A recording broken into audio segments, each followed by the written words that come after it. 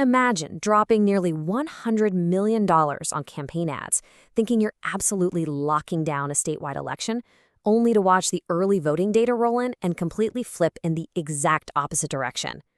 Because that is the exact strategic puzzle unfolding right now in Georgia's primary. We've got this unprecedented spending colliding head-on with an unexpected shift in voter behavior. Over 1 million voters just shattered midterm early voting records. So we are looking at a scenario where a colossal financial advantage is literally failing to trigger the expected baseline voter participation. Let's just pause here for a second and let this structural shock really sink in. We are witnessing a dramatic 30-point swing in the partisan makeup of the early electorate. A shift like that, it completely upends the traditional election playbook. It's a stunning reversal. And frankly, it forces us to completely reevaluate the actual return on investment of modern political spending. Look at the mechanical math with me. Just 4 years ago, the midterm primary concluded with a 15 percentage point turnout advantage for Republicans. But when you look at the data for this current cycle, it closed with a mirror image 15-point advantage for Democrats. This is a brilliant illustration of a net 30-point swing.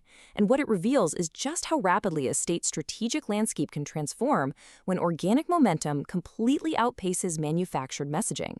We're basically witnessing the functional limits of self-funding campaigns. It proves that saturated television markets are yielding severe diminishing returns. I mean, tens of millions of dollars of personal wealth have been poured into these massive ad blitzes, yet they've failed to move the needle for baseline conservative turnout. It really highlights a massive inefficiency in capital allocation. And here's where most standard news coverage gets it wrong. They get so caught up in percentage-based headlines that they completely overlook the mechanical, mathematical reality of how statewide margins are actually won. When you treat campaigns like a high-stakes strategic chess match, you realize pretty quickly that percentages alone just create an optical illusion on the electoral map. Take a small rural county like Bleckley, for instance. They led the state with a massive 27.5% early turnout rate. By percentage alone, that looks dominant. But practically speaking, that massive rate generated a mere 1,800 total ballots. Now compare that to a massive urban center like Fulton County. They posted a much lower turnout rate, just 16.6%. Yet that generated a staggering 123,000 raw votes. This right here is why campaign managers know that percentages might look great on a color-coded map, but sheer raw volume in high-density areas is the true engine of this race. And that immense volume, it's driven entirely by a convergence of local systemic catalysts. The people driving these numbers aren't just sitting there reacting to national television commercials. Their behavior is being shaped by immediate local dynamics that intersect directly with their day-to-day lives. This dramatic realignment wasn't random. It was sparked by a very specific chain of events. First, we have intense legislative debates over early voting access. Then, a major Supreme Court ruling on redistricting. Add to that deep consumer frustration over daily expenses. When those three systemic pressures converge, you get an incredibly motivated electorate. It is genuinely fascinating how a technical, often ignored regulatory race like the Public Service Commission suddenly became a primary engine for voter turnout the second it intersected with household finances. Typically, these down-ballot regulatory boards really struggle to capture public attention, but man, the moment their policies hit the wallet, everything changes.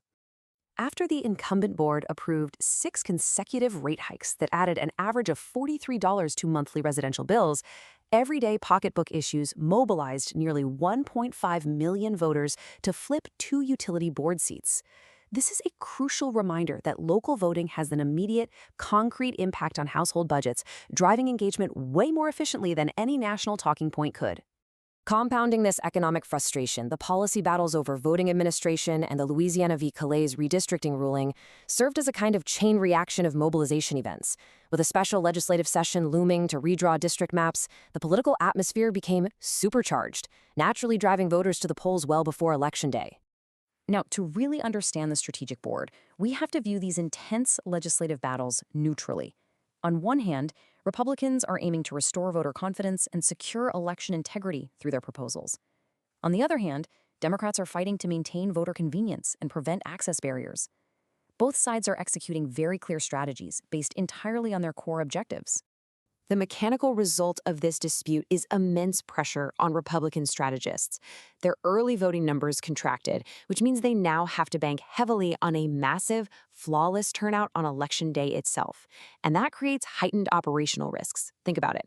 A sudden storm or abnormally long lines could significantly disrupt their mathematical path to victory.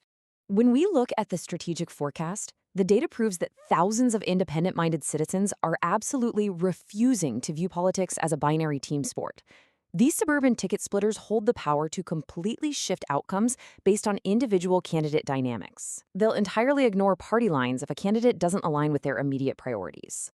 This volatility is perfectly highlighted by the historical anomaly of a former high-ranking Republican Lieutenant Governor, Geoff Duncan, switching party banners to run in a Democratic primary. He explicitly reversed key conservative stances to capture these moderate suburban split-ticket voters.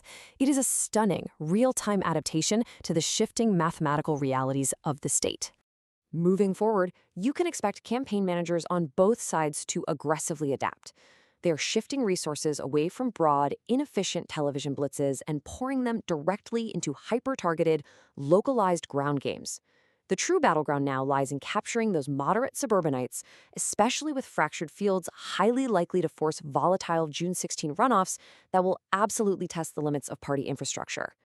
So with tens of millions of dollars yielding such poor turnout efficiency for self-funding candidates, I want your strategic forecast.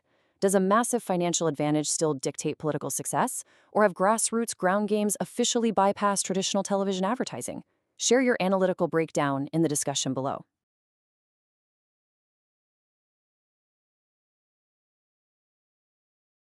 An investment in knowledge pays the best interest, so why not invest in this channel?